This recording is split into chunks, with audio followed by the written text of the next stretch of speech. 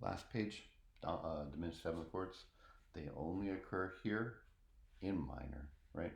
Let's spell these. A sharp, C sharp, E, it's diminished triad, and G will give us the diminished seventh right there.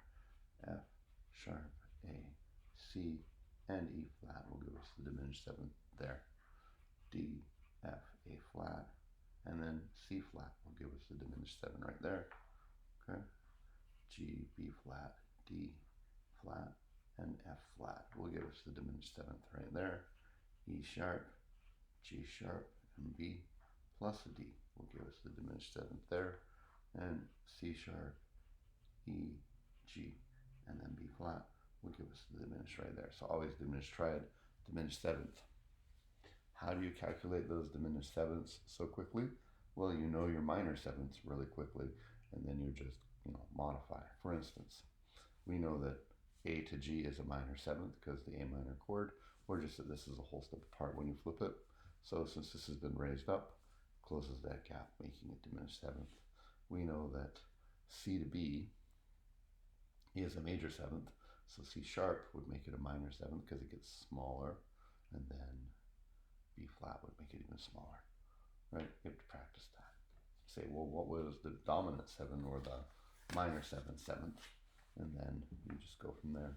All right, these can only be minor keys, and they're always going to be the note up and a half step up, right? So this is going to be A sharp will be the seventh chord in B minor, right?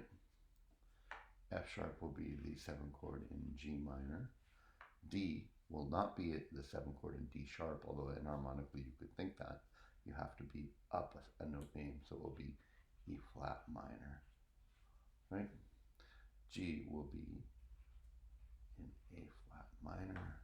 E sharp will be in F sharp minor because E sharp is already up on the F note if you think enharmonically, so a half step up on F will be F sharp, and C sharp will be for D minor.